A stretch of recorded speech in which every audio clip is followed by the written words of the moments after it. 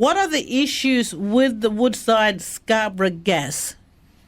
Well, I think the first thing to say about this project is it's actually one of the world's largest and most polluting fossil fuel projects ever to be contemplated.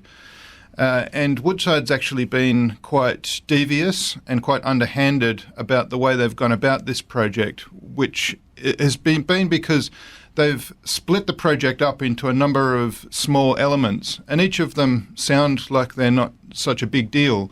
But we've actually had to do our own research to bring this information to the community because there hasn't been adequate consultation from Woodside about what the overall impact of all of these elements are when you add them together.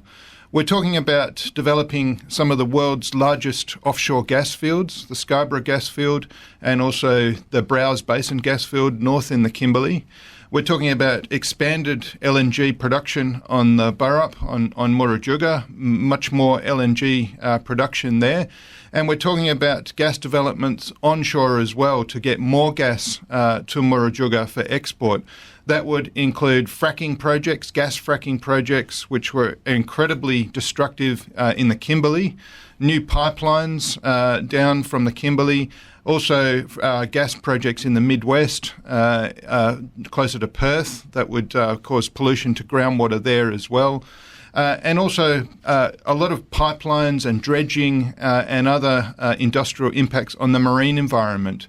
So we're really concerned about the overall impacts of this project. We're really concerned about the impacts on the climate and the global heating that will be caused by this really significant increased gas production. And of course, the impacts on our marine life, our whales, our turtles and other marine species. And then you've got the really serious impacts on cultural heritage, which are also of great concern to us as well. Mm. All right. Tell me about the research and evidence that has been discovered about the impacts on the environment. Well, we've had to commission our own expert research on this because Woodside haven't gone through the proper process and gone through full environmental impact assessment. In fact, the Conservation Council has launched a legal challenge against the environmental approvals for this project because it hasn't been through the proper assessment process. That also means that the community and traditional owners haven't been consulted properly because that's what that process is for. It's to make sure that people understand the likely impacts and can make a decision with the full information about it. Woodside hasn't done that, and we think that they've actually breached the state laws. This company, it might be a big, powerful company, but I can tell you now it's not above the law, and the Conservation Council is holding them to account on that in the courts. But the impacts relate, as I mentioned, to the climate. We're talking about global heating, bushfires, extreme weather events, cyclones, and also heating of our marine environment.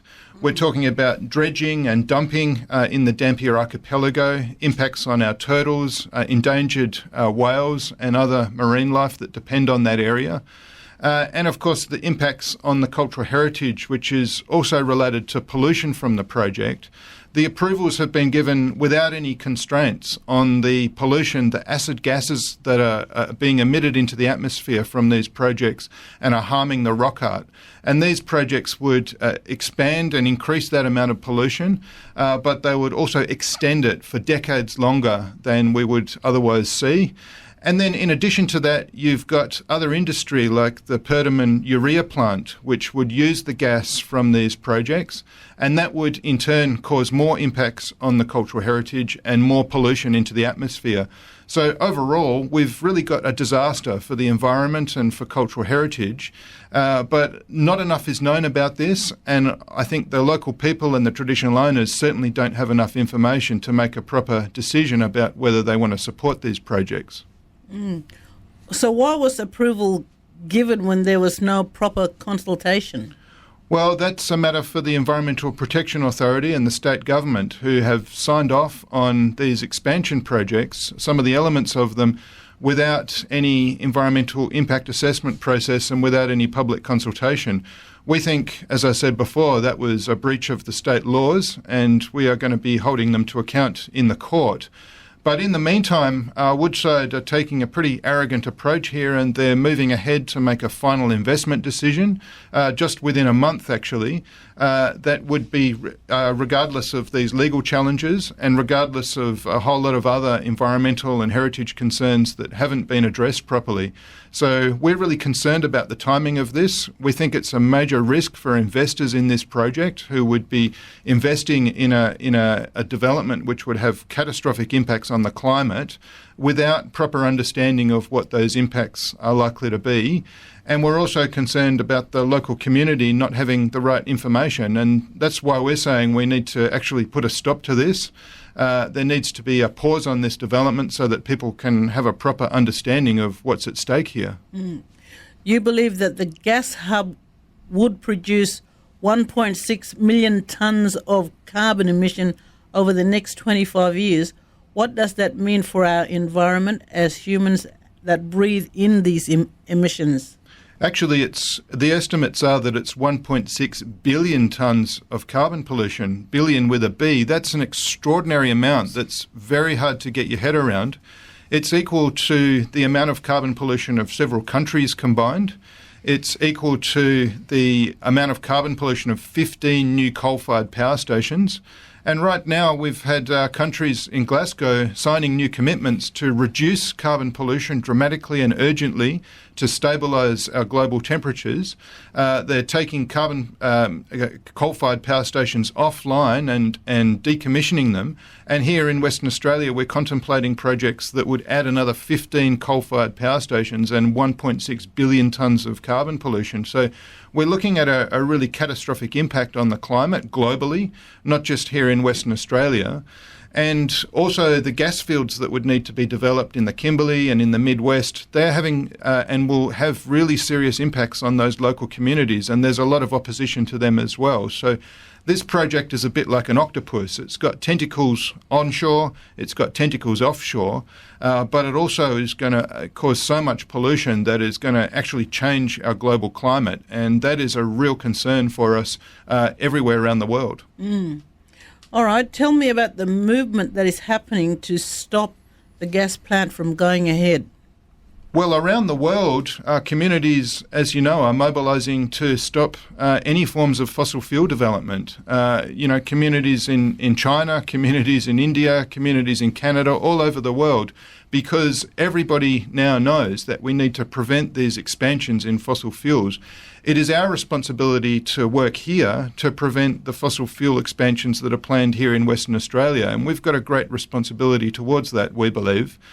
So we've now joined with a lot of other organisations, including big national groups like Greenpeace, including shareholder groups, including lawyers, and of course grassroots activists and community and traditional owners and others, all coming together to say, no, we can't allow these projects to continue.